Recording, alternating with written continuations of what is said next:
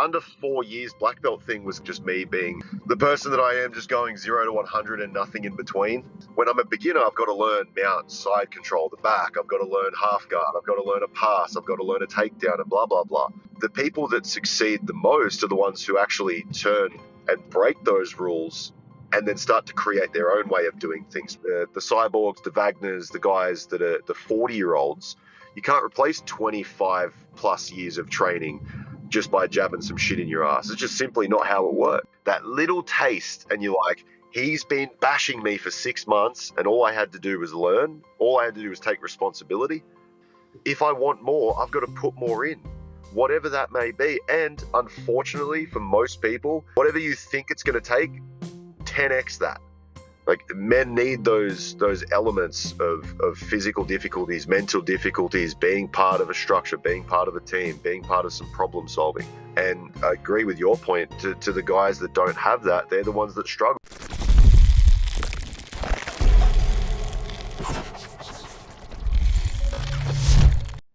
Me as a blue belt, and what attracted me to you initially was that you got your black belt in 4.5 years, and you were just telling me that you had a bit of the Tism. Can you go through that again, mate? So the under 4 years black belt thing was kind of like retardation, kind of like just me being the person that I am, just going 0 to 100 and nothing in between. I don't ever really enjoy half-assing things. I don't like being around people that half-ass things. I like going 100% at whatever I do, and that has ended up in some pretty sticky situations sometimes, but also some very fortuitous situations like jiu-jitsu and rugby and other things that I've been really good at. And at school, I was a little shit, mate. I put zero effort into that because I really didn't see a way forwards that I was ever going to go to university or be tertiary educated. And it's actually quite ironic and quite hilarious because I'm doing much better than a majority of the people who did go down that path. So it's interesting how the cards lay. Yeah, mate. I think if you have that mindset, it really does push you forward. I'm built maybe not as extreme as that, but I definitely like to be all or nothing. You know, with anything I do with this podcast, we were like, had the idea, and I was like, let's do it. And again with jiu-jitsu, like I had my own gym, and I basically moved my whole life to basically train twice a day and as much as I can in jiu-jitsu. So yeah, I do get that. And again, I didn't really think I had any sort of autism, but I think jiu-jitsu brings it out in you. You know, I genuinely do, because I've become obsessed, mate. I've become obsessed, no doubt.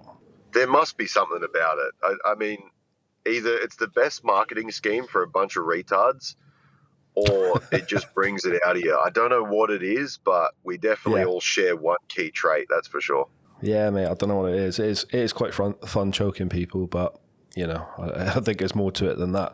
All right, mate. So obviously you train a lot. So what is your training volume in a typical day? Obviously, right now you're on your way to training.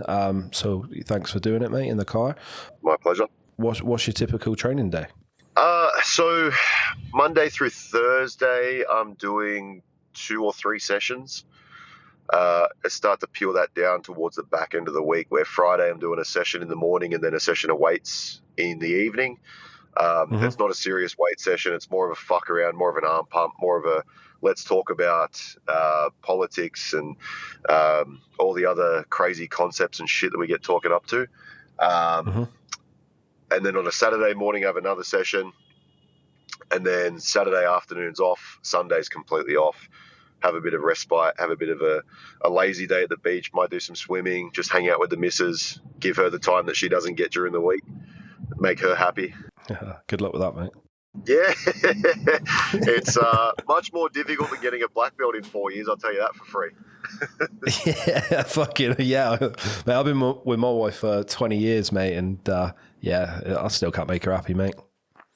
In or out of the bedroom. Mine's the best. She's got a short attention span, so she doesn't mind the bedroom. Oh, she's like a goldfish, yeah. No, she's great. She supports me all the way, so it's very difficult to find one of those. Yeah, I've been with mine for 20 years, mate. So you can't be with someone for 20 years if they ain't a good one, you know. So no way. They're very difficult to find, but they're worth their weight in gold when they support you every step of the way. Yeah, definitely, mate. Hey grapplers, we are now sponsored by X-Martial. X-Martial have sent us some new quality British design rash guards. These are just the British designs, but they do loads and loads of really cool designs. You know, they got the OnlyFans ones, they got the Hillbilly ones, they got the Pornhub ones, they got all the Yeah, Game of Chokes. They got all that sort of stuff, which to be honest, you just don't see anywhere else. Yeah, 100%. And they also specialize in not just no-gi, but also Muay Thai as well. So if you're cross-training and you want to pick up some Thai boxing shorts, and that's the place to go as well. Genuinely really do like them. I think they feel really nice. That's what I like about them. They feel really nice. They got the band at the bottom, you know, and yeah, I've took them for a spin and they sweat up quite nicely. And better yet, guys, we've managed to secure a really good discount for our audience. So if you use our link below, then you get an automatic 15% off of everything on their website. Get that up, look, so they can see that shit. And so obviously you're training, and what's your sort of approach, mate? There's a lot of different approaches now to jiu-jitsu. There's obviously a lot of drilling, and then you've got the ecological approach, and then you've got, you know, just a kind of a mixture. Then, you know, we just recently had Demon from B Team, and he has like a completely different type of training where he's working through heart rates and all that type of stuff. What is it you find best? Because obviously, like, we've spoke to Kit Dale, who's out your neck of the woods, and you know, he's obviously that ecological approach and task-based games that he sells. And yeah, it's just fascinating, mate. I love to hear the different types of training that people do. So Kit Dale doesn't get enough credit for the task-based games thing. That Saunders bloke pretty much ripped off his idea. If I'm not mistaken, Kit Dale was first to bring that to the scene and talk about orientations of learning systems in games and making it a little bit more fun. And I actually bought or I stole from my best mate, and he bought it. I might give him the credit there. Kit Dale's first DVD on how to learn much faster, like the black belt in 4 year type of thing. I got really, really fixated on that idea when I first began. And I said to my first coach, actually, I said, do you reckon that's doable again? And in his Polynesian accent, he said to me, he goes, bro, if you believe it, you can do it. And I was like, you know what? I'm going to have a crack at that. And that was basically what got me started in the pursuit of something like that. And truth be told, I didn't really fixate on it too much. I got stuck into developing skills and not really worrying about where I was at in terms of belt levels and how many submissions I was getting. In comp, I still do care a lot about having a high submission rate, because I think that's the whole point of the sport, really. Not just gamifying and winning points and advantages and most of the bullshit you see, the GI and IBJJF, not to shit on them too heavily, but matches that end up in stalling and all that sort of stuff. I've had my fair share of them, but I try the best that I can to put people away and actually make it somewhat entertaining rather than just vying for advantages and gamifying points. But the way that I've started to look at the way that I train isn't too differentiated from my rugby background, to be completely honest. We would have systems of attack. We would have systems of defense. We would have contingency plans for if they did or did not work. We would have measuring systems for if it did go well, what are we going to change about it to continually improve it? If it didn't go well, what are we going to change about that to continually bring that up so we don't have glaring weaknesses? In a team sport, it's a little bit different because you have constituent elements of players. So their strengths might not marry up to the weaknesses of the player inside them. In a one-to-one sport or a single competition sport, you kind of have to rectify that with your own self. So that's been an interesting challenge to go, all right, what are my specific weaknesses? What are my specific strengths? I can't really rely on anybody else. I've got to just rely on myself. And so in terms of my training and my development, it's being hypercritical and hyper-analytical on what I'm doing, the reasons as to why I'm doing it. Am I just following the norm? Am I just trying to find the new shiny object? And staying away from a majority of that, going back to basics. I've taken a lot of inspiration, obviously, from Gordon and the New Wave guys, but also probably equal amounts Hodger Gracie and Marcelo Garcia. I read Josh Waitskin's book, The Art of Learning, and he's Marcelo Garcia's first black belt. And there's a lot of conceptual learning material that's in there that is unbelievable to read as an athlete. And he was saying how Marcelo was unbelievably good at creating vast oceans in between typical positions. And what he meant by that was between side control and mount, there is an infinite multitude of things that you can carry out, but he was actually mastering in those positions of transition rather than the actual dominant positions themselves. So the way that I've modeled my training for the last year and a half is not by trying to look at anything flashy, not trying to look at anything brand new, but really trying to hone in on the minutiae in between major positions like half guard and mount and side control and vice versa, and from feet to floor and everything in between, and really just trying to dive in to those sorts of things. And obviously Hodger Gracie is known for being incredible on the mats, but everybody was trying to put him down and saying his game's basic. Well, it's not. It's basic to you because you don't know what you're looking at. Your lens of viewing of his game is actually quite basic. But if you really finely tune your game and look at his details that he's actually executing at the highest of levels, you realize that there's a shit ton of complexity in the stuff that he's doing. And that's basically how I'm trying to force myself to watch the sport, study the sport, train the sport, and compete. Yeah, I always find with jiu-jitsu and things that I try and get my head around is not just the positions, it's all the bits in between. And like you were saying about Marcelo then, it's so much of jiu-jitsu is not even side control, is not mount, it's the bits in between, and it's those decision-making aspects. That's what I always find that determines if someone is good or shit at jiu-jitsu. I think it was, I'm not sure if it's Andy Warhol, he was talking about art, and he said most artists start in a very fundamental error. They start with paint by numbers because they don't know how to form lines or textures or other bits and pieces. So the first half of their career, the first decade, is about learning all of the rules about how to produce art. The second decade of their career is all about breaking the rules that they've just learned, all about breaking the things that they've just put so much effort into constructing. And I was like, wow, that's actually really fascinating. If you think about that contextually for jiu-jitsu, it's like, well, when I'm a beginner, I've got to learn mount, side control, the back. I've got to learn half guard. I've got to learn a pass. I've got to learn a takedown and blah, blah, blah. The people that succeed the most are the ones who actually turn and break those rules and then start to create their own way of doing things, which gives them a significant advantage over people who haven't been doing it the way that they've been doing it. And so constantly reinventing yourself and constantly looking at brand new ways to do things and modifying the way that you're doing these fundamental positions, not always looking for the shiny object, but different iterations and changing the way that you perceive certain positions. Like we just had a breakthrough with Adas. We realized that trying to treat it like trying to treat it as anything other than a typical katagatame from mount is actually incorrect, because if you think about head and arm strangles, the only thing you actually want to do is compress the shoulder into the neck to the opposite side of where your bicep is. Anything outside of that is just a waste of time. So we were thinking about hand positions and all these other different intricate things, and what we realized in a roundabout way, it was actually wasting a bunch of time.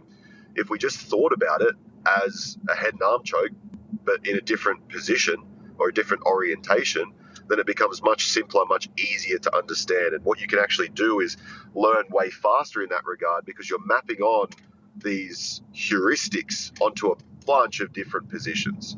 And that started to open up a whole new world of understanding for me. And in terms of like anacondas, they hadn't been something that I'd been historically very good at in applying against good level training partners in the training room. And now I'm hitting them on everybody just from that tiny little adjustment in understanding. Yeah, I think it's working, like you said, it's working through those positions and finding your own way. And again, I speak to a lot of people about this, is the way that you might do something is slightly different to the way that I do something, but doesn't mean it's right or wrong. It's just how your body type reacts to that position, you know? I got little fucking T-Rex arms, mate. So the way that the way that you might be able to get a dice is very different to how I might get a dice. And this is what I try and say to people when we're training. You know, they'll ask, they'll go, oh, you know, you're hitting that, you're hitting this.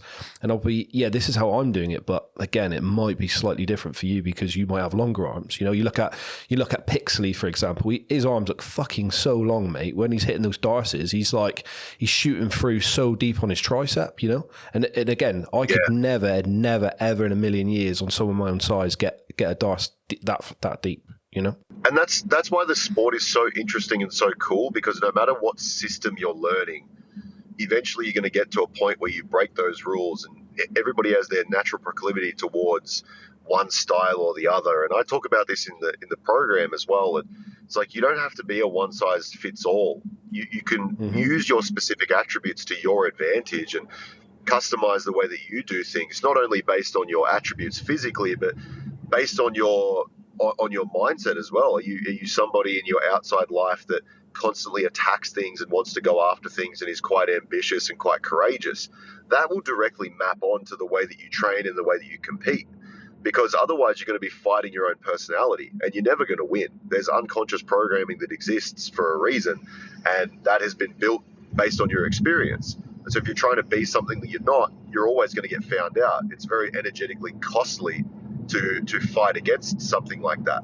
So if you're a little bit more passive and you're a little bit more relaxed, by all means, develop a fight system that works specifically with that in mind. And that's going to really benefit you, because you're not trying to be something that you're not. Yeah. And just off the back of that, mate, when you're talking about developing your game and stuff like that, what I realize, I'm a blue belt and I've been doing it like 2 years, but again, I've been doing it autistically for 2 years. So I train quite a lot. And a lot of the, I've developed a bit of a half guard game. I really enjoy that. A lot of leg locking and inversions and bits and pieces like that.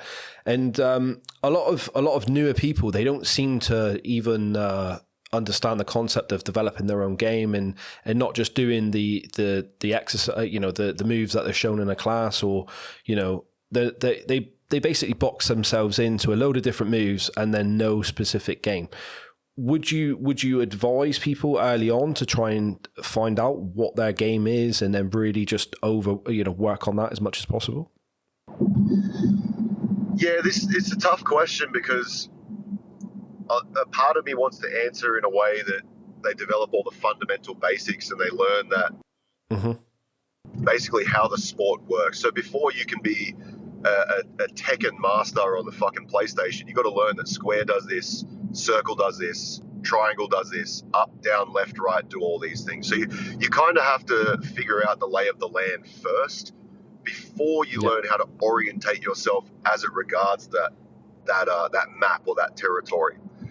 And so with beginners, I definitely advise that they just figure out what all the positions are, find out the limitations in your knowledge base as far as you can. Let's say you're 3 to 6 months in and you do not know a single move from north, south, top or bottom.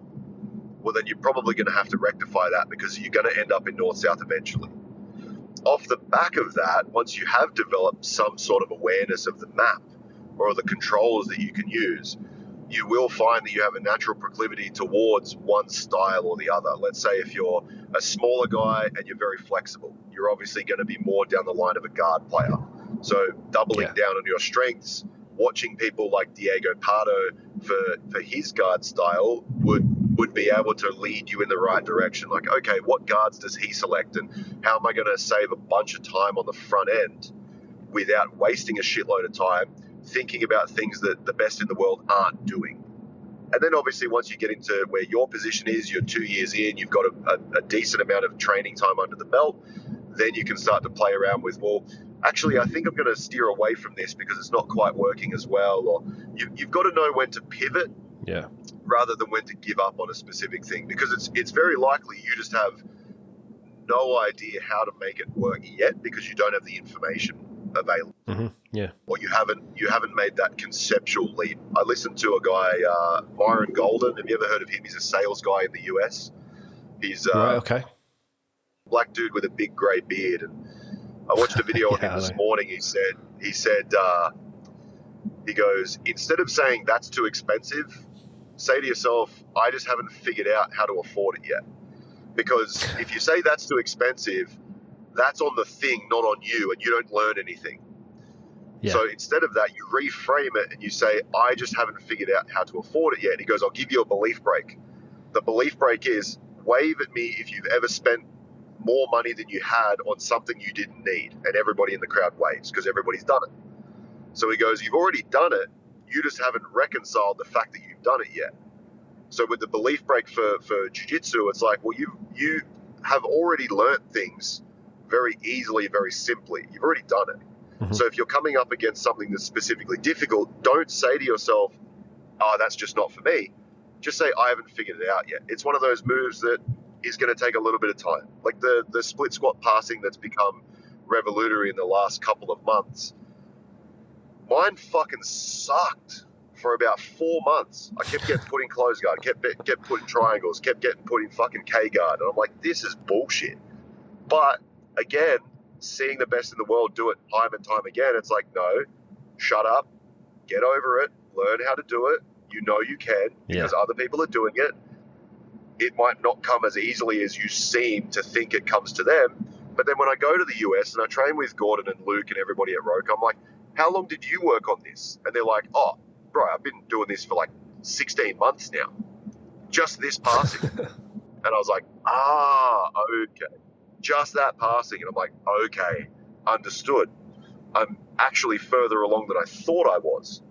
So if you're coming up against a move that just isn't working, it's not that it doesn't work. Maybe fair enough, it doesn't work. It's some bullshito on Instagram that's just completely ridiculous.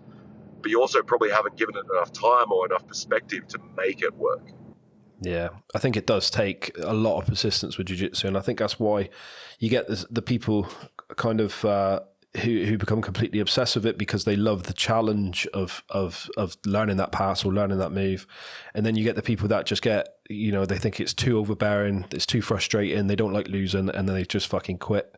And it's that persistence, isn't it? It's like you said there, 4 months working on one pass, but once you get that pass, how effective it's going to be is going to be ridiculous, isn't it? 100%. And having long-term time horizon thinking, I think, is really valuable. The guys that you just illustrated there are the ones who get their ego really high because they go in and they've got some sort of natural ability towards a particular style, and they're very difficult to deal with because they might be athletic, they might be from a previous sport, and they allow that to coat their experience. And then as soon as they get promoted to blue belt, they've got some people who can weather the storm and fatigue them physically, and they know the ins and outs of how to make them pay for their lack of development per se. And then they get the shits and they quit because they're like, oh, I'm not as good as I thought I was. I can't wait to find out the position that I'm not as good as I thought I was. Like, the only times I've been submitted in competition have been leg locks. And that's because I just haven't been giving it enough time and attention with bigger guys, which obviously is a challenge because bigger guys don't fucking know how to use leg locks. So when you do end up eventually running into those people, it's quite difficult. But for me, that's great. I've found a glaring weakness, and I get to work on that so that it never happens again. So when I get into a position of doing inside Senkaku, or a choice rather of doing half guard rounds or inside Senkaku, well, I'm doing the latter. I'm not doing the former because the latter isn't a glaring weakness. It can absolutely be better. I can still polish it, but it's not the lowest hanging fruit for me currently. Yeah. And so be it. If you have to find that out on a stage with 20,000 people in the crowd, who gives a fuck? At least you get the lesson. At least you get the notification that you shit at something. You're like, all right, no worries. It's the same thing with this. I've had fucking podcasts that I haven't posted because they were just absolutely steaming piles of shit. And I'm like, fuck, well, that was a waste of an hour and a half. I'm not happy with that. Let's run it again. Yeah. We've had, I don't think we've had that yet because we try and like structure it well in bits and pieces. But mate, I completely get it. You get the odd guest, mate, where I ask him a question, he give me a 1-word answer back, and then it ends up being me and Paul basically talking for fucking an hour and a half, which is always quite funny, mate. But it's like anything, isn't it? You got to, what you put. What I love about jiu-jitsu is that what you put in, you genuinely get out. So if you're going to put in a lot of effort and you're going to study and you're going to work on certain aspects of your game, and then be humble enough to realize those aspects of your game are shit, like you're saying with your leg locks. So with your leg locks, are you just knocking them out like daily now, just trying to drill that over and over? Currently, no. I've picked up a little meniscus injury, which I'm dealing with by just eating peptides like Skittles. But when I get back from that, absolutely, I'll be going into the worst positions, the deepest spots, and if the blue belt that is lucky enough to get a fucking sniff on a heel hook actually puts enough pressure in to break me, then I'll tap and they get to write that on the Instagram and tell me I fucking suck. But at least the next time I go to ADCC, it won't be happening again. If it does happen again, nice. Look, you can come back to this podcast and tell me I'm fucking shit, but at least I would have put in the necessary work to get better. I think that's the whole idea, right? Like, everybody wants to fucking shit on Gordon all the time, but truth be told, you look at his journey and it wasn't always fucking glitz and glamour. Tom DeBlas put out a post when he was a purple belt and he lost trials, and Mike Perez beat him, and he basically wanted to give up the sport and quit and throw the towel in, and he didn't. Stuck with it, allowed that to fuel him, allowed that to motivate him. And mind you, I have a win over Mike Perez, so fuck you, Gordon. There's a one-up. But he allowed that to motivate him and continue to move forwards. And I had the same experience. I lost first round against Philippe in 2022. A little bit disheartened, a little bit disappointed, but honestly taking a wealth of knowledge from that experience and going, all right, this is what the biggest tournaments in the world feel like. This is what they're going to be like every single time. This is the pace. This is the expectation. This is the physicality. This is the technical ability that I have to get to compete and show that I deserve to be there. And the delta between 2022 and 2024 is very evident that I took that on board and continued down the right path. And so I would not have been able to perform the way that I did if I would have ignored all that stuff and just did what I wanted to do. Yeah, I think you're right, mate. I think watching you, I couldn't agree more. And again, in another 2 years, you're going to be even better again. So it's you're Exactly. still so new to the sport. You know, how long have you been training now? So it's only what, like 5 years, 4.5 years? Not even 4.5 yet. I started in July 24 of 2020. Yeah, that's fucking wild, mate. That's wild to be. You know, so how long did it take you to get to an ADCC then? Like a couple of years? I won trials in 22 months. That's wild, mate. That's mind blowing. That is mind blowing, mate. It's yeah, that's so fucking fast, and people know as well, like, you know, what you have to do to win trials, mate, because there's some absolute savages at trials. Yeah, and I had to go through a bunch of now trials winners and previous trials winners as well.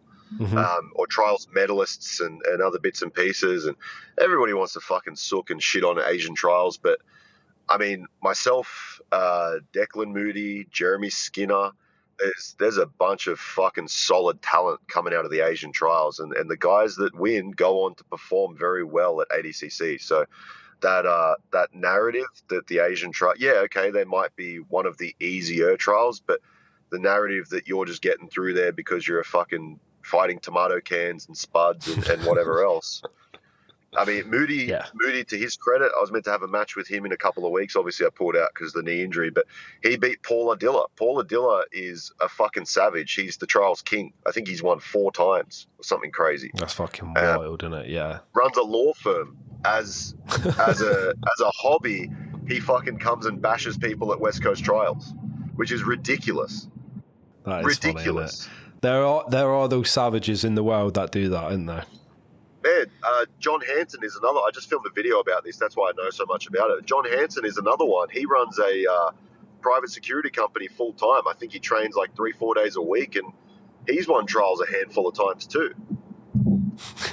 Fucking hell, mate. It's nuts. Mate, that's absolutely wild, isn't it? You can't, again, some of these people who are training 3 or 4 times a week and doing that. One of the coaches at my place, he barely trains, mate. Honestly, he barely trains. Since I've been there 2 years, I've barely seen him on the mats. He owns a club that I work from, and you know, in his, as he calls it, old man category, went out to Euros and just won it at brown belt just without really training. And I was like, how you know what I mean? And you just think, how the fuck can you do that without, you know? I've probably seen him on the mats, I don't know, 20 or 30 times in 2 years, 2.5 years. And he just goes out. You don't even tell anyone either. He just went out and done it and won, and then just like, don't talk about it, you know? It just goes to show it's so much about mentality. Like, you got to put in the work. He may be very different from his younger years where he's training twice a day at blue belt and whatever else. Like, once you've put a solid amount of work in, you've got it. But It's so much about the mentality. Like, think about those guys we just mentioned.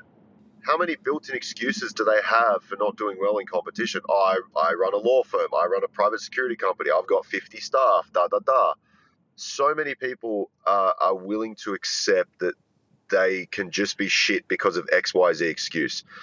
On the same token, you can be great because of a similar reason. Like, you're going to have reasons, you're going to have excuses. You could tell yourself you're going to be the best in the world despite all the shit that you've gone through, despite all the stuff that you have to do, blah, blah, blah. You see it time and time again. Like, people use their kids as excuses as to why they can't fucking do things. And then you see Charles Oliveira in the UFC go from lackluster, middle tier to champion within a couple of years from having his daughter. And he goes, she was the biggest reason that I actually put aside all the bullshit and really, really started to focus, because now I've got a dependent. I want to be the dad that gets looked up to like a superhero. And I don't have kids yet, and this is the same notion for me. But you want to be the dad that gets looked up to by a superhero. You want to be able to tell your kids stories of overcoming all this bullshit, overcoming obstacles and hurdles and all that sort of stuff. You don't want to be the one that said you could have given more and you didn't. No fucking way. Yeah. So now you either have a choice. Mate. You can act on that, or you can leave it. I'd prefer to act on it and find out. Yeah, and I think in life, like we said before, mate, there's people that want to better themselves, and there's people that, again, like you just said, make fucking tons of excuses. You know, the biggest one I always hear is age or fitness, mate. Age or fitness. And you know, age is just a number if you do keep yourself fit, you know. You look at like Lovato at the moment and that he's going smashing the Euros at like 40 odd years old, and they're just fucking savages, mate, you know. He you know, he's just a fucking animal, you know, and you think at that age to be doing it again, we'll get onto this in a second, but obviously he's taking some extra supplements, but you know, he's still like, you know, he's not blasting juice like they talk about, you know. He's probably just taking some TRT and some recovery aids and bits and pieces, and he's good to go. I know personally, I've met Lovato a bunch of times. That guy is on to everything, like his sleep, his recovery, his diet. It is all 100%. I played footy with a guy, his name's Cam Murray, one of the best players currently. I don't watch the sport anymore, but he was the it kid coming through the grades when I was there. I think he debuted at like 17 or 18. Fuck, crazy. And everybody was always quick to jump ship and say genetics and luck and all this bullshit. But I watched the kid. I trained with him every fucking day for 2 years. He never let up. He never missed a session. He never got sick. He never had a soft drink. He never had sugar. He had all these things dialed in. He'd never eaten Maccas. He'd never had Maccas as a 21-year-old. Yeah. And it just goes to show, like, I get this comment all the fucking time. Oh, you're only big. You're only fucking on steroids. You can take as much shit as you want. You're still not going to beat me, because you have the mindset that it's this one little insignificant thing that makes the difference. And again, I'm not being a hypocrite. I'm not saying it doesn't help. It absolutely fucking helps. Why do you think I take it? I wouldn't take it if it didn't help.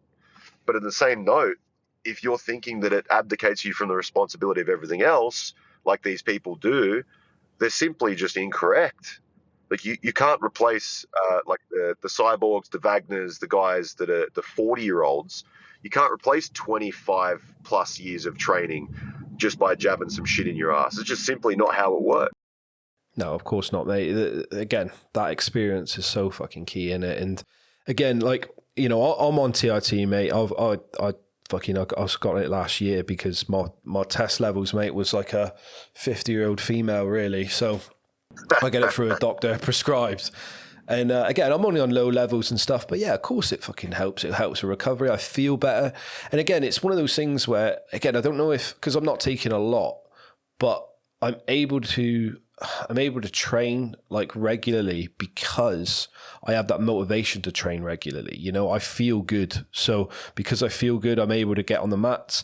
I'm probably able to recover quicker. But again, am I able to recover quicker because I'm on a bit of TRT, or is it because I'm eating better and sleeping more and, you know, just doing all the right things because my hormones are correct, you know?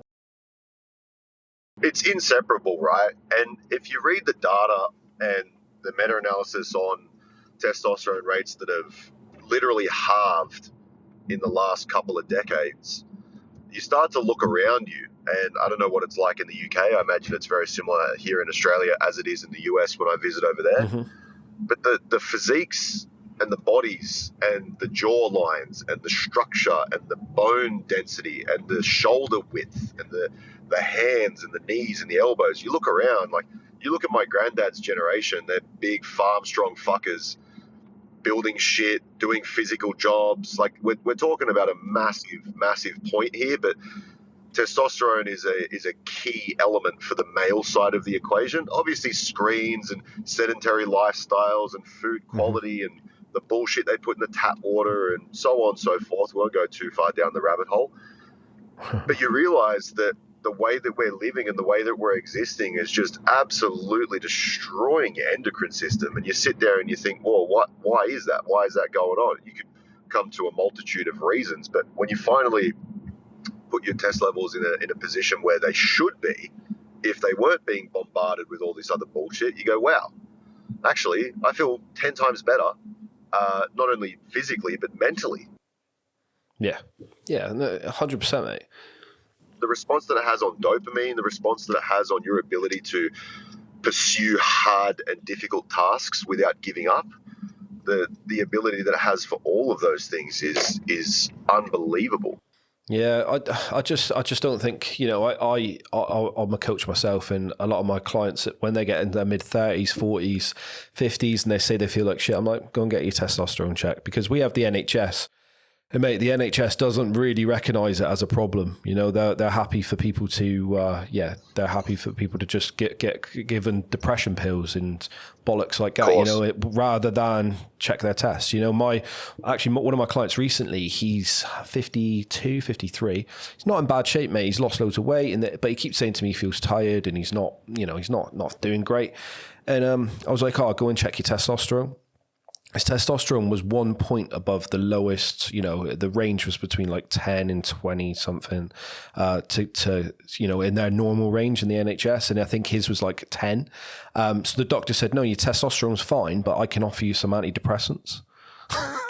And I'm like, no, mate, your test is low. Your test is low. Like you might be on 10, which is the NHS guidelines, okay. But 5 years ago, that could have been 15 nanomoles per litre.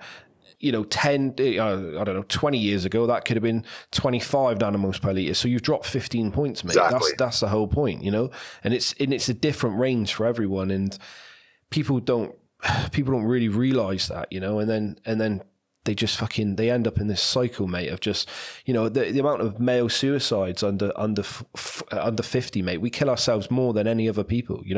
We kill ourselves more than any other way we're going to die. And what is that, just down to just shitty lives? Maybe, but also it could be down to the way we fucking feel. Man, the two biggest incidences of heart attacks within countries that go with the daylight saving schemes are those days. Matt Walker, the sleep scientist, he talks about it. He goes, the highest incidences of heart attacks, car crashes, and a host of other things, I don't remember the study specifically, are on the days that people lose an hour of sleep. 1 hour, that's it, just one. And then you think about our lifestyles, you think about the circadian rhythms being fucked, you think about everything that's going on in modernity, and you start to question it, and you're like, why are we so unhealthy? If this is the era of progress and we're in the best time to have ever lived, why is everybody fucking depressed, fat, look like shit? They're not pursuing things they find meaningful. If religion is your flavor, why is there fucking godless societies all over the place? Why are we having people lie, cheat, steal, commit crimes, all that sort of crap? Not that this stuff hadn't happened in the past, but if you look at all the relevant data, it's fucking increasing. It's climbing. Cancer rates have never been higher. Diabetes rates have never been higher. As you were speaking and alluding to, the mental health rates have never been worse. Psychology is all the way through the roof, or incidences of use of psychology is all the way through the roof. And so is prescription drugs. So is all the things for anxiety and depression. If those things are solutions, why the fuck is it getting worse? 100%, mate. And again, that's why I bang the drum about jiu-jitsu so much, because I played football, mate, for years. And, once I quit football, I had a few injuries, quit. And a couple of years I was hitting the gym in bits and pieces, mate, but I felt fucking lost, mate, because I didn't really have that same hobby where I was really passionate about, I was passionate about it. I wasn't really learning anything. I wasn't, in the gym, it's fine, mate. Like I said, I'm a coach myself, but it's not quite the same as something like jiu-jitsu. And I genuinely believe, not just, jiu-jitsu is amazing for, skill development and, meeting new people in the community is great. But, just as a man, mate, just to strangle someone's fun, to fucking, all those things I've mentioned, and I think going forward, mate, if more men got involved in it, even if it was just being hobbyists or whatever, I think it would help them mentally, physically, all those different types of things. Because again, to be in jiu-jitsu, you've got to be a certain type of person, I think, to be in it for the long haul. I agree, and I think it speaks to it so much more than, it's just gay, weird wrestling on the ground. No, think about the heuristics of it. It's structured. There's some sort of element of getting out of your comfort zone. There are elements of physical exercise, mental exercise, creative pursuits like problem solving, trying to learn and become better actively. You're in a group of like-minded individuals that are going through communal suffering when training's hard and communal celebration when training's really fucking good. You are forced to bring people up around you. Not many people would notice this, and Dylan, who I'd never met, he trains at Vanguard in the US. I'd met him on that trip, and in Aiga, he ended up losing the match that would have got us into the finals. And he had a stellar match against what's his face, Gio Martinez, and he had an unbelievable match from the guy from Fight Sports as well. And he just sat there on the mat going, fuck this. I could imagine what was going through his head. I've been there before. I've been in a team environment in league. I know exactly what it's like. You feel like you let the team down, and that just makes you feel like shit. So I quickly kicked the pink Crocs off, ran over on the mats, picked him up, and said, don't worry about it. You'll live to fight another day. You'll have another match. And It wasn't just you. It was us as a part of a team. Everybody did the best that they could. They put the match together that they did, and now it's written. It's in history. There's nothing you can do about it. He sent me a message 3 days later. He goes, man, that fucking actually meant a lot. Like, thank you for coming over and putting me straight. And I try and do that with teammates. I try and do that with training partners. I definitely do it with students, obviously. And it's that sort of stuff. It's that environment that you have that breeds that sort of camaraderie that is fucking essential for men. Absolutely essential. Like, men need those elements of physical difficulties, mental difficulties, being part of a structure, being part of a team, being part of some problem solving. And I agree with your point. To the guys that don't have that, they're the ones that struggle. They feel isolated. They feel alone. They feel distraught in terms of like how they're brought down by society. Well, you're a fucking straight white man. You should have all the benefits in the world. It's like, what the fuck are you even talking about? Like, it's complete nonsense, complete ridiculousness. Yeah, and mate, if you're a man, stupid, you should just get the fuck over it. You should just harden up and toughen up. Don't get me wrong. That's valid advice for the gross majority of people. But if you're not doing it in a constructive way, then that actually might be someone's downfall. I'm not advocating for removing people's problems. I'm advocating for people looking at their problems correctly and going, what the fuck am I going to do about it? And jiu-jitsu actually teaches you a lot about that. I keep getting submitted by this guy in an armbar. What the fuck am I going to do about it? At the very least, chuck a YouTube video on an armbar defense and surprise that cunt the next session you get with him. Because then he's going to do the same thing. You're going to be better, and then you get a taste of it. That little taste, and you're like, he's been bashing me for 6 months, and all I had to do was learn. All I had to do was take responsibility, and then I got better. And now he's been forced to come up with a new way to try and bash me for another 6 months. And then once you get a taste of that, you are golden. And it precipitates down into every other area of your life. If your business isn't going the way you want it to, take responsibility. What am I going to do about it? If your relationship sucks, take responsibility. What am I going to do about it? If your friends are a bunch of dickheads, all right, what am I going to do about it? Maybe I need to become better to attract new friends. Maybe I can get them into jiu-jitsu. Maybe they can start to become better, more capable individuals. Maybe I can slap the darts out of their hands and stop going to the pub and whatever else, and do things that are genuinely helpful for the most part, for the majority. It's fine to do those things if you want to in very small dosages, but if you want to be around better people, maybe it's your responsibility. Maybe you got to get better. Maybe trying something like this would force you into that environment. Yeah, and I think, yeah, you're exactly right, mate. And I think, like, you're probably obviously way more aware of this than I am. But, you know, what's it like, you know, training with people like Gordon and seeing how driven they are out in Roca? And, you know, it must be, for you, it must be super motivating because, you know, just being around those types of people and seeing how motivated they are and how they push forward. I've been around it for such a long time.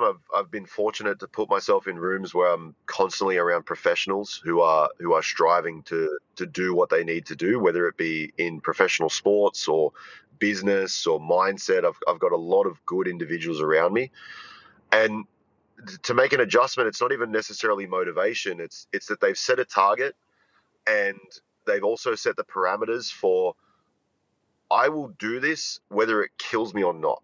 They put the end of ends.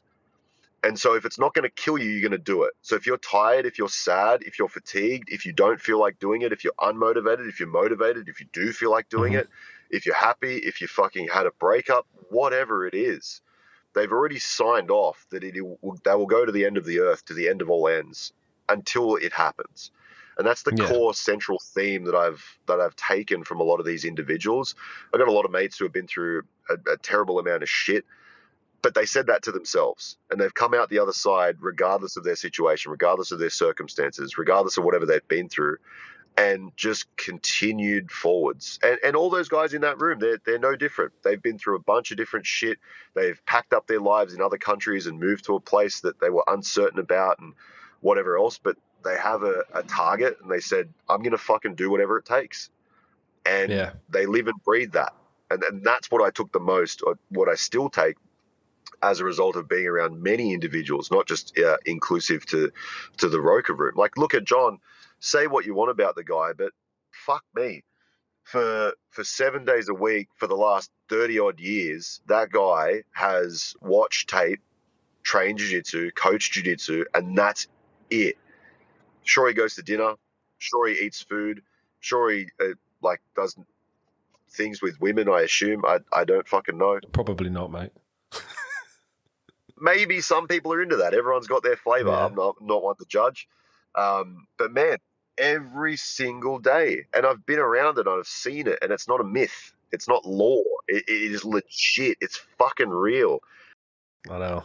Call it autism, call it hyperfixation, call it, I don't know what you want to call it, but there is no mistake why that guy knows so much shit about the sport and why he produces great athletes. And in any other sport, it's the exact same way. I was playing with a bunch of guys in South Sydney when I was playing footy, and it's the same thing. The ones who stayed out on the field longer, who did extras in the gym, who did extra recovery, who asked the coach better questions, they were the ones who got better results. I know a guy that sold a company for multiple 9 figures, and he was fucking obsessed with every single tiny little detail about the customer experience, about interviewing, about talking to them, about making sure that it was good. What did they want to change? What did they want to see? Blah, blah, blah, blah, blah, blah, blah, blah, blah. Amidst terrible reviews, potentially, amidst people telling him it was fucking shit, amidst having people tell him that it sucked balls. And most people aren't willing to hear that because it'll hurt their feelings. And if it'll hurt their feelings, they don't want to do it anymore. That's it, mate. You've got to be objective with these sort of things, haven't you? And if you fucking suck, you suck. And if you're not willing to put in the graft, you've got to be willing to eat that humble pie, mate, and realise, your own flaws and that you've got to do the things that you don't want to do to get the results you want. But what else are we fucking here for? That's what, mate. Life is a fucking test, mate. That's all it is. I'm fucking adamant. I say it all the time. It's a test, because everything that's fucking nice is bad for you. You're never a couple of months fucking settled or happy, no matter what it is. It feels like it's just your life, but it's everyone's lives. Like, You know, you can set your life up in a way where you think you're going to be financially stable. You know, you got your family around you. You can train. You can do this, do that, and then you fucking, I don't know, your partner dies. This happens. That happens. You know, the building burns down. Something fucking random that you could never account for happens, and you've got to adjust. And it's, again, I'm pretty adamant. Just all of this is just a massive test for one day. I don't even know what the fuck for, to be honest with you, but it just seems like everything's too perfect. And there's constantly something there to find out really who you are, you know, who you are as a person, how you deal with problems, you know, are you going to sit and whine and moan about the same things, you know, and again, every single person on this planet has their own problems. You know, you look at someone super successful in any sport or any, you know, they got lots of money or they got this or that, they'll still have their problems, mate. You know, money doesn't solve those problems. And again, they've worked really fucking hard most of the time to get to those positions, but they will still have the shit around them that affects them. Yeah, that was really well put. I had this conversation with my brother. He's a bit of a lefty, and he was like, billionaires are evil and fucking whatever. And I said, let me put it this way. Why do you think surgeons make hundreds of thousands of dollars a year, and why football players make hundreds of millions of dollars per year in some instances, like Messi and Ronaldo? They make hundreds of millions. And he goes, fuck, I don't know. I said to him, look, a surgeon in their lifetime will impact hundreds of thousands of people more like, because they'll perform X amount of surgeries per year, and that impact will generate a response for the people in their circle. But they're not on Instagram, they're not on Facebook, they're not on YouTube, they're not superstars. They're very, very important pieces of society, but it's a one-to-one basis most of the time, and then it's the impact on their family and so on and so forth.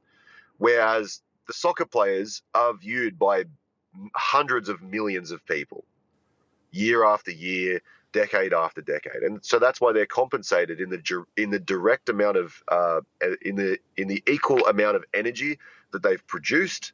That's what they're compensated for. And so if you start to look at it like that, you start to change the way that you perceive it. You go, oh, actually, if I want more, I've got to put more in, whatever that may be. And unfortunately, for most people, it's going to be a fuckload more than you expect. Yeah. Whatever you think it's going to take, 10x that, and then get ready to do it, because that's what's going to happen. You think getting 10 clients in personal training is going to take 10 calls? Well, I've got some fucking news for you. It's going to take probably 100 to 1,000. That's just the lay of the land. Yeah, and again, it's that thing, mate, isn't it? Like you just said with coaching, you know, you see a successful coach and he's maybe got, I don't know, you see James Smith as an example. And I always use James Smith as an example because he always talks about when he was playing rugby and all his rugby mates taking the piss out of him for doing all the social media videos and talking like this and talking like that. You know, he done years, mate, of being a nobody, of just fucking grinding and just doing, you know, videos about fucking carbohydrates and protein and shit like that. And then once he become famous, you know, it's like people think that he's just been fucking given it on a plate or he's got lucky. It's not. It's the grind. It's that effort that, you know, he's willing to be taken the piss out of. He was willing to, you know, go that extra mile for his clients, to try and hustle like fuck, do emails where he, you know, I think he said it was like 9 months of emailing every single day without getting a fucking response. You know, that's fucking incredible, mate. That's incredible. And then when he's on the other side of where he is now, everyone's quick to go, oh, he's lucky, or he's this, or he's that, or he's a wanker. And I think, fucking hell, man. Like, it just turns into jealousy, mate. And yeah, it's just shit. If you look at somebody like James Smith without listening to his story and listening to the 4,500 posts that he's made over the last decade, and of the fact that he was posting 3 times a day on Facebook and he actually lost 3 followers that first day and still had the balls to ante up and go again, your life fucking sucks, and it's not about him. He's representative of what you could be if you just pulled your fucking finger out. That's literally it. Trust me, when I was a young fella, I tried to find the secret. I tried to find the magic ingredient. I really fucking tried. I knew there was something that somebody else had that I didn't. And I spent 10 years figuring out that there is fucking nothing in between you and what you want. It's just you. That's it. Every single time. It's are you willing to cop shit and have it not go the way that you want, have it not go the way that you planned, and continue anyway. Not have any idea of where it's going to land you, have any idea of how you're going to get there, and just fucking do it regardless. I've been talking about this recently on one of my posts that did really well recently. I said, I quit my job, personal training, and lost all my clients and all the revenue. I was making $300 a week online, and I had well more than $300 a week of expenses, and I had fuck all savings to pursue jiu-jitsu full time. And I was a blue belt. I had fucking no idea that I was going to be in the place that I am. But that little nod of backing myself and that little nod of going, you know what? I don't give a fuck if it fails. I'm always going to be able to be a PT. I'm always going to be able to go back and lay floors if I want to. That's always going to be there. The time is now. I'm only ever going to get another shot. I've had 2 shots at professional sports. Most people don't even get 1. I've been in the top 1% for both rugby league and jiu-jitsu. And for me to waste that opportunity with a natural proclivity towards it, with an interest and a curiosity and a passion for it, what a piece of shit I would be if I fucking gave that up and didn't quit my job. What a loser. Yeah, mate. And but fair play to you. That was the thing that ran through my head, and I'm like, I don't care. I'll make it happen. I'll figure it out. I'll fucking wash cars. I don't give a shit. But you got to be willing to be like that. And James Smith is a perfect example of that. Moving to another country, his old man was instrumental in that. He was like, you know what? I reckon you should do it. I reckon you should go for it. See what happens. And look at where he is, mate. And yeah, like you said, I think I talk about this a lot with people, and I've done it a couple of times. I had a successful business early on. I've always been fairly good at making money, and I fucking hated it, mate. I was earning more money than I ever did, and I basically just walked out on a business to start personal training because I was just so fed up of what I was doing, and I've been pretty successful with that.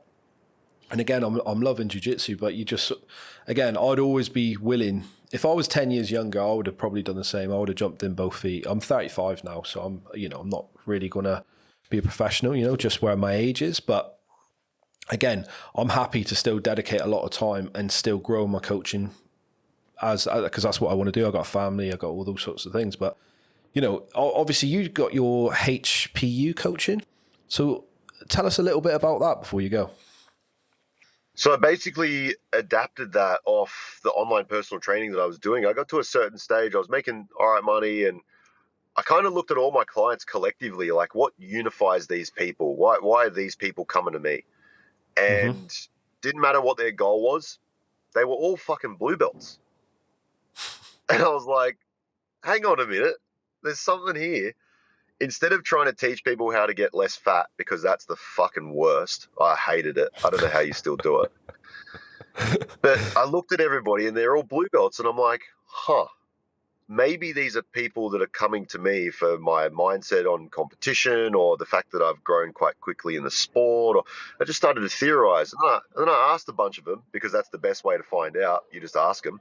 And they go, yeah, I was really inspired by your jiu-jitsu story. And I'm like, well, fuck me. I've been going in the wrong direction. So after ADCC 2022, I had the match with Penna. My missus actually said to me, she goes, you should be posting on TikTok because you're not doing it. She goes, every time I post videos on TikTok, they blow up instead of Instagram. And I'm like, all right, I'll give that a go. Fair enough. Put a video up, and it was titled, I threw a world champion in less than 2 years of training. It was me, Oceanina, in Penna for the first time. And it went crazy. It got me 60,000 views in like the first day or so, and I jumped up like 5,000 followers. And I'm like, all right, I'll give this a crack. And started posting 2 or 3 times a day over there. I grew 30,000 followers in like the next 15 days or whatever it was. It was just going ridiculous. That's fucking wild, isn't it? Yeah, I literally struck gold just by having a swing, and I went, I'm going to triple down on this. So I did that. And people were asking me, like, where's your instruction, or where's the material? Where's the shit? Sell me something. And I'm like, whoa, all right, I may as well put a course together and be like all these other dickheads that drop ship on the internet and sell people courses. I was like, but I'm going to make a difference. I'll make it genuinely useful. And so I devised a strategy, and within 2 days I was filming with my cameraman, Jake, and I just put together basically what I thought was important in my journey and how I got to where I am, and the things that I really focused on and the things I ignored, and how to prevent injuries and how to recover properly. And I used a lot of the PT material that I had from coaching clients and eating correctly, focusing on protein, all the usual hullabaloo, and people were interested in it. And so I started selling that based off TikTok, and I went through and got an ads agency who was a mate of mine who's running an 8-figure company. And I was like, all right, this sounds like a sure deal. They're obviously producing enough revenue for you to make that sort of money. And they were a steaming pile of shit. They were all the promises, none of the delivery. They promised me the world and they gave me an atlas. And I was like, okay, this sucks. So I'm going to fire you guys and get someone new. And I was sitting there and I'm like, fuck, where am I going to find a new agency? I don't have another referral to go to. And by chance, by serendipitous nature, the only remaining client from personal training that I had that was more of a mindset client than a weight loss client. Mm-hmm. He's a very well-published author. He's sold over 1 million copies self-published on Amazon. And he's got a best mate. And his best mate is a guy who used to work for Founder, the company, and he was their head of marketing. And I was like, wow, okay. And both of those individuals woke up at 3:30 in the morning, Australian time, to watch me at ADCC. So he already knew about me. He trains the sport and all this sort of stuff. And he goes, hey, you should get me in touch with Josh so we can do some work. And Matt never got in touch with me for whatever reason. I saw an ad on Instagram and it said, we can run the advertisement for your course and everything else for you. And I clicked it, I opted in and blah, blah, blah. Anyway, long story short, I ended up meeting the best friend of my own client. He goes, man, I watched you at ADCC. I train the sport. I'm into jiu-jitsu. This is going to be mad. Like, I can't wait to work with you, blah, blah, blah.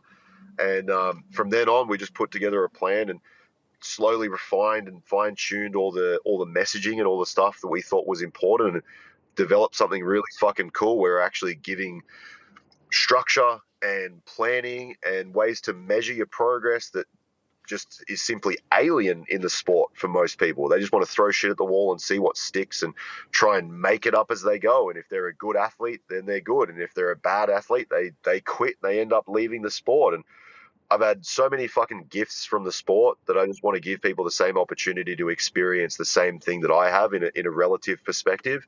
I'm not trying to sell people on getting a brown belt in 23 months. That's just my story, my unique claim to fame. And if I can do that, imagine what I could get you to do in 6 months. Like, we were talking about this beforehand. I've got a client, her name's Lindsay. She's in America and she's got a knee injury at the moment, and she was umming and ahhing about competing and she really didn't want to do it. And I said, look, the worst thing that can happen is it gets a little bit worse, but can you compete? She's like, yes, I can. I was like, all right, doubts aside, focus on the controllables, sleep the sleep, eat the food, do what you need to do, and then decide without it being too late to decide. And she goes, you know what? Fuck it. I'm going to go. I'm going to compete. Last year, she came second at Pan Am's, and this year she came first with a knee injury. And I'm like, you know what? That's the fucking best. A similar story at Pan Am's, Jarks, one of my best blue belts. He 7 months in, got promoted to blue belt, got fucking smoked in the first round, 18-0. Wanted to fucking just end his career. And he's like, this is bullshit. This is fucked. Ended up signing up to my program not too long after that. And this year, gold in his weight class, gold in the absolute division and silver in his weight class. He made a tactical error in the back end of the match with the guy who he ended up beating in the absolute division to claim gold. And it's like, it's these stories of blue belts that I met Lindsay in person at ADCC. She came over to watch. I've never even met these people in person, but to have such an impact on their lives and be able to show them what is truly capable by just getting themselves out of their own way and saying, I know you can fucking do it because you can. You're just listening to the bullshit voice in the back of your head that says, oh, but what about this? But what about this? But what about this? And I said, man, you can do fucking anything you want as long as you believe in it. And that's like the crux of the whole thing. And then obviously systemizing training and focusing and actually having a genuine focused plan that's like customized to you so that you know that you have data you can rely on. You're not just pulling out fairy wishes out of nothing and thinking, I'm the best, the best, and you're not. You're backing it up with training. You're backing it up with measuring skills. You're backing it up with planning and executing on that plan and actually following through with your word. You said you were going to do shit and then you did it. Why would you have any other reality going through your head that you said, I'm going to fucking win this tournament, and then you go and do it? Yeah. That's the best. It's the best feeling on earth. I want to give it to as many people as exists. Like, I went into trials as a purple belt, not really known on the scene or anything like that, and I did this visualization thing, and I was like, I fucking know I'm going to win this. I don't know why, but I know I'm going to win. I'm just going to focus in on this. And I would have visualizations on the way to training, driving to training, of me sprinting up to my coach after I'd won and hugging him and throwing him through the air. And now I've got a fucking video of that on my phone. It exists now because I put in the work to do it. I saw it before it happened, and I was like, this will happen. I just know it. Putting in all the effort, putting in all the hours, you remove all the doubt that way. And then when it materializes, you're not even shocked. You're like, I knew it was going to happen. This is exactly what I was after. This is why I do this shit. Teaching people a little bit about that, whether they're skeptical of it or not, or just that you have that ability. You can fucking do these things. If you just set your mind to it, you put the belief in yourself first, and then you back it up with work. There's nothing that can't be achieved. I firmly believe it. It doesn't matter where you come from, what your background is, who your mum and dad are. It doesn't fucking matter diddly squat. If you think you can do it and you back it up with work, the world's your oyster. Go and fucking get it done. Yeah, mate, I couldn't agree more. And I think, again, like with your coaching platform, and you're offering, again, jiu-jitsu people that sort of opportunity to be able to work with you and to grow and develop in the way you have, mate, it can only be a benefit for people, surely. Mate, this has been great. I've massively enjoyed it. Before we go, mate, is there anything you want to shout out? No, man. Likewise, I've really enjoyed the conversation. It's been thoroughly enjoyable. I do love talking about myself. Everybody in my training room always fucking picks on me for that. But yeah, I like these conversations where we get into the weeds on benefits of jiu-jitsu and how it can impact people, because it fucking does. It's been a massive pleasure enjoying my journey through the sport, and if more people can even have a 15th of the enjoyment that I've had, they'll be much better individuals. So I'm glad we touched on those segments as well. Yeah, mate, I completely agree. And again, I've come into the sport relatively new, mate, similar to you, really. And, I think it's still got so much more to give and to grow the sport. And I think it's only just really the start of it. I think, people like yourself in another 10 years, mate, I think the world's going to be your oyster. I really do. I think, keep smashing it, mate. I see your ads all over Instagram. It's great, mate. I love looking at it. I love your content. I'm really enjoying a lot of the new stuff you're doing as well, with taking the piss out of people doing, these fucking arm bars and whatever. That's fucking brilliant, mate. You got to keep them up. Real or real. Oh, mate, I know. It's fucking so true, though, isn't it? And I've really enjoyed this, mate. And we'll definitely do it again in the future. Cheers, mate. My pleasure. Hopefully in person next time.